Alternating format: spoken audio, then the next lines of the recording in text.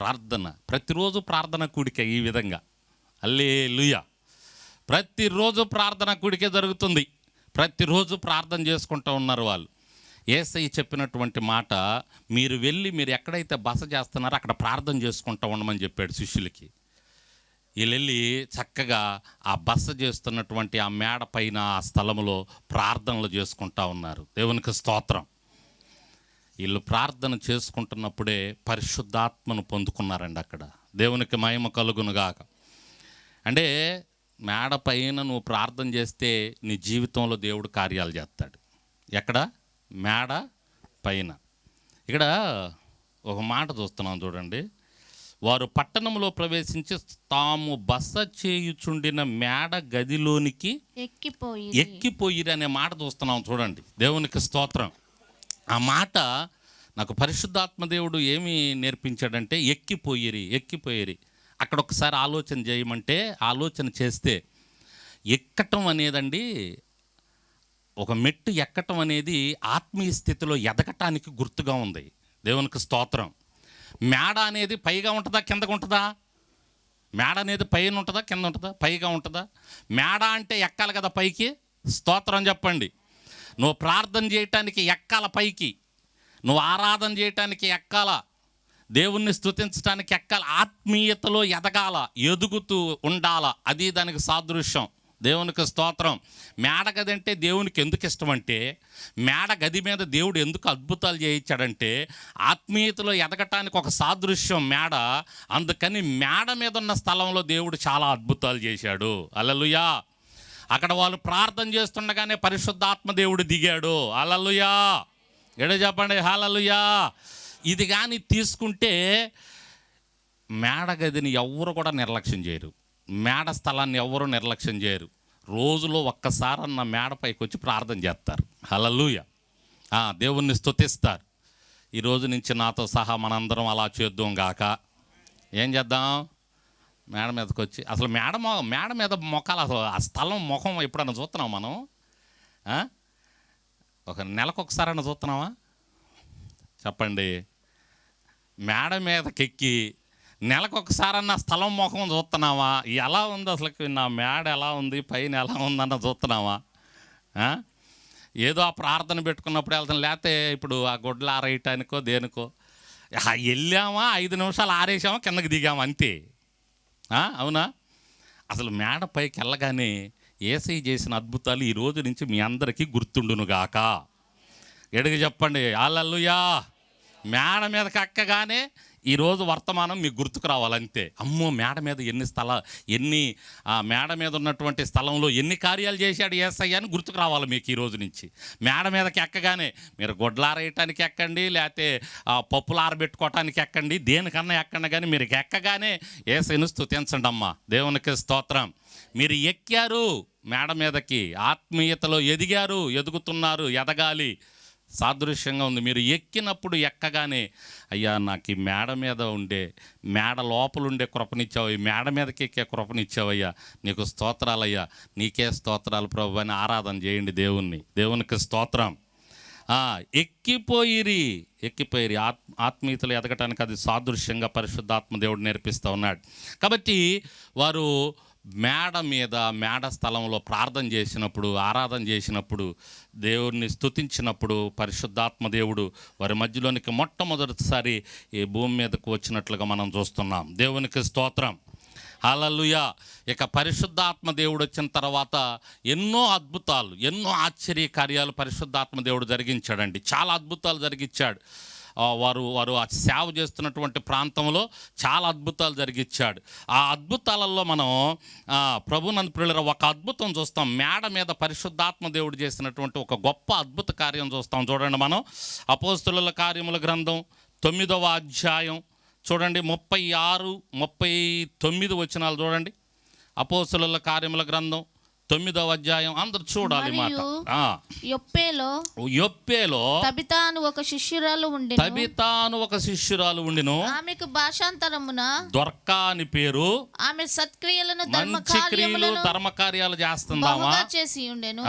ఆ దినముల యందు ఆమె కాయలా పడి వారు చనిపోగా, ఏదో రోగం వచ్చింది, ఆమెకి జబ్బు వచ్చి చనిపోయింది. చనిపోగా వారు శవమును కడిగి మేడగదిలో పరుండబెట్టారు. ఎక్కడ పరుండబెట్టారు?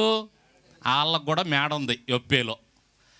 వీళ్ళు కింద పండుకోబెట్టలా, మేడగదిలో పండుకోబెట్టారు. వాళ్ళు ఎంత తెలివైన వాళ్ళో చూడండి. ఎందుకంటే మేడగది యొక్క విలువ వాళ్ళకి తెలుసు.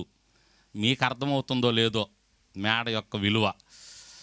సరేలే, లేనోళ్ళు బాధపడాల్సిన అవసరం లేదులే. లక్ష్మి మనకు కూడా ఎత్తాడులు ఇచ్చినప్పుడు ఎక్కుదాంలే. నాకు లేదనేం బాధపడబాకలే. దేవునికి స్తోత్రం, హల్లెలూయా. సరే, ఇచ్చిన వాళ్ళు దేవుని స్తుతించండి గట్టిగా, హల్లెలూయా.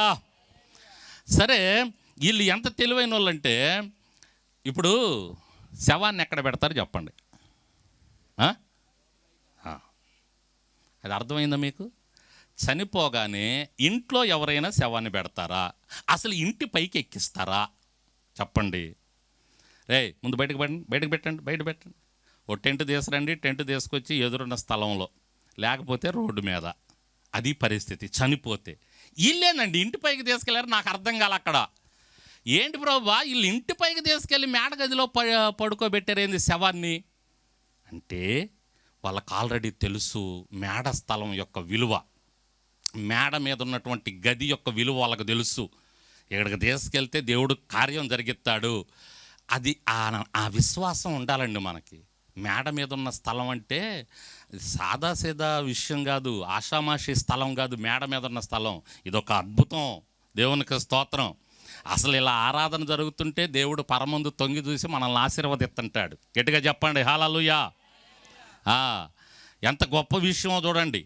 ఇప్పుడు మన ఇంట్లో ఎవరన్నా చనిపోతే మేడ మీదకి ఎక్కించాలని కాదు దాని ఉద్దేశం, కానీ ఆ విశ్వాసం మనకు అక్కడ నేర్పించబడుతూ ఉంది. నీ ఇంట్లో ఏదన్నా ఒక అద్భుతం జరగాలంటే, ఏదన్నా ఒక భయంకరమైన కష్టం, నష్టం, ఇబ్బంది వచ్చింది, ఇక్కడ వీళ్ళకేమో చావు వచ్చింది, నీ ఇంట్లో ఏదో భయంకరమైన కష్టం, నష్టం వచ్చింది, ఎక్కువ మేడ మీదకి దేవుణ్ణి స్తుతించి ప్రార్థన చేయి. నీ జీవితంలో దేవుడు కార్యం చేస్తాడు. హల్లెలూయా. పరిశుద్ధాత్మ దేవుడు మేడ మీద ఉన్న స్థలంలోకి సంచరిస్తూ ఉంటాడు. ఆయన తిరుగుతుంటాడు, ఆయన చూస్తుంటాడు. తప్పకుండా నువ్వు చేసే ప్రార్థన ఆయన వింటాడు, నీ జీవితంలో కార్యం జరిగిస్తాడు. వీళ్ళకి కష్టం వచ్చినప్పుడు, ఈ కష్టం ఎటువంటి కష్టం అంటే మేడగదిలోకి తీసుకొచ్చే కష్టం కాదు అసలు. ఇది చనిపోతే బయట పెట్టాలి, కానీ వీళ్ళు మేడగదిలోకి తీసుకొచ్చారు. ఏం జరిగిందో చూడండి. శవమును కడిగి మేడగదిలో పరుండబెట్టారు. వీళ్ళు అసలు మామూలు వాళ్ళు కదా, అసలు పరుండబెట్టారంట మేడగదిలో. లొద్దా యొప్పేక దగ్గరగా ఉండుట చేత పేతురు అక్కడ ఉన్నాడని శిష్యులు విని అతడు తడువు చేయక తమ యొద్దకు రావాలని వేడుకొనుటకు 2 మనుషులను అతని యొద్దకు పంపారు. పేతురు దూరంగా ఉన్నాడు, పేతురుని రావాలని అర్జెంటుగా కబురు పంపించారు. పేతురు లేచి వారితో కూడా వెళ్ళి అక్కడ చేరినప్పుడు వారు మేడగదిలోనికి అతనిని తీసుకుని మేడ మీదగా తీసుకెళ్తున్నారు. మనిషి చనిపోయిందని చెప్పి నన్ను మేడగదిలోనికి తెస్తున్నారేంది మీరు? కింద పరుండి పెట్టాలి కదా అని అనలా పేతురు. కిందకి తీసుకురండి అనలా. ఇప్పుడు సహజంగా చనిపోయింది కదా, పైన ఎందుకు పరుండబెట్టారు, కిందకి తీసుకురండి ఇక్కడికి అని అనాలి కదా. ఆశ్చర్యం అయ్యిద్దా అవదా చెప్పండి? మిమ్మల్ని తీసుకెళ్ళారనుకోండి, ఎవరన్నా చనిపోయారు, వాళ్ళ ఇంటికి మీరు వెళ్ళారు, పైన పడుకోబెడితే మీరు పైకి ఎక్కి వెళ్తారా? ఇది అసలు ఏంది ఈ ఆశ్చర్యం? పైన పడుకోబెట్టడం ఏంది, కిందకి దించండి అని అంటాం. పేతురు కూడా పైన పేతురికి తెలుసు, అక్కడ ఉన్నటువంటి వారికి తెలుసు. నీకు నాకు ఇంతవరకు తెలియలా ఈ విషయం. దేవునికి స్తోత్రం. మనకు తెలియదు అసలు ఈ మేడగది యొక్క ప్రత్యేకత, ఈ మేడగది యొక్క గొప్పతనం, మేడ మీద ఉన్న స్థలం యొక్క గొప్పతనం మనకు అర్థం కాల ఇంతవరకు. దేవునికి స్తోత్రం చెప్పండి. పేతురు చక్కగా మేడ మీదకి వెళ్ళాడా? చదువమ్మా. పేతురు లేచి వారితో కూడా వెళ్ళి అక్కడ చేరినప్పుడు వారు మేడగదిలో చదువుతున్నాం 39 చదువు. పేతురు లేచి వారితో కూడా వెళ్ళి చేరినప్పుడు వారు మేడగదిలోనికి అతనిని తీసుకుని వచ్చి మేడగదిలోకి తీసుకొచ్చారు. విధవరాండ్రందరూ పాపం విధవరాండ్రు వచ్చి ఏడుతున్నారయ్యా, దొరక చాలా మంచిదయ్యా. దొరక తమతో కూడా ఉన్నప్పుడు కుట్టిన అంగీలను వస్త్రములను చూపుచు అతని ఎదుట నిలిచి, ఆమె అంగీలు కుట్టిదన్నమాట. మంచి టైలర్ ఈ దొరక, మంచి మిషన్ కుట్టామ. ఈ కుట్టిని అన్ని చూపిస్తున్నారు పేతురికి. అయ్యా ఇవన్నీ కుట్టింది చూసావయ్యా. మన ఆడవాళ్ళు ఏడుస్తుంటారు కదా, ఏమి ఏడుస్తారో చనిపోయినప్పుడు అవన్నీ గుర్తు చేసుకుంటా అని రాగాలు తీసుకుంటూ ఏడుతుంటారు. అలా పోయావే, ఇలా పోయావే, అలా చేసావే, ఇలా చేసావే, అన్ని చేసావు, ఇన్ని చేసావు అని ఏడుస్తుంటారుగా. పాపం పేతురు దగ్గరికి వచ్చి అలా ఏడుస్తున్నారు వాళ్ళు. ఏడుస్తా అంగీలు అవన్నీ చూపిస్తున్నారు, వస్త్రాలన్నీ చూపిస్తున్నారు. పేతురు అందరిని వెలుపలికి పంపి మోకాళ్ళుని ప్రార్థన చేసి శవం వైపుకు తిరిగి తబితా లెమ్మనగా ఆమె కన్నులు కన్నులు తెరిచి పేతురుని చూచి లేచి కూర్చుండెను. కొట్టలు గట్టిగా చప్పట్లు. దేవునికి స్తోత్రం. ఇట్లాంటి సమయాల్లో కొట్టరు మీరు. ఎంత అద్భుతం చూడండి. ఎక్కడ జరిగింది ఈ అద్భుతం? మేడగదిలో జరిగింది. దేవునికి స్తోత్రం. మేడగదిలో జరిగింది ఎంత అద్భుతం. తబితా లే అనగానే లేచి కూర్చుండెను. అతను ఆమెకు చెయ్యి ఇచ్చి లేవనెత్తి పరిశుద్ధులను విధవరాండ్రను పిలిచి ఆమెను సజీవురాలుగా వారికి అప్పగించెను. దేవునికి స్తోత్రం. ఇక ఆ దినాన అనేకులు ప్రభువునందు విశ్వాసముంచిరి. నీ మేడ మీద, నీ మేడ స్థలములో నువ్వు చేసే ప్రార్థన ద్వారా నీ జీవితంలో అద్భుతాలు జరుగుతాయి. ఆ అద్భుతాలను బట్టి నీ చుట్టుపక్కల వాళ్ళు దేవుని యందు విశ్వాసం ఉంచాలి. హల్లెలూయా. ఎవరి యందు విశ్వాసం ఉంచాలా? దేవుని యందు విశ్వాసం ఉంచాలా. ఎప్పుడు? నువ్వు మేడ స్థలంలో చేసేటటువంటి నీ ప్రార్థన ద్వారా దేవుడు నీ జీవితంలో కార్యం జరిగించినప్పుడు నీ చుట్టుపక్కల ఉన్న వాళ్ళు నీ జీవితంలో జరిగినటువంటి అద్భుతాలు తెలుసుకొని విశ్వాసం ఉంచాలి. నీ మేడ స్థలాన్ని మనం అలా ఉపయోగించుకోవాలండి. మనకి దేవుడిచ్చినటువంటి మేడ స్థలాన్ని మనం అలా ఉపయోగించుకోవాలి.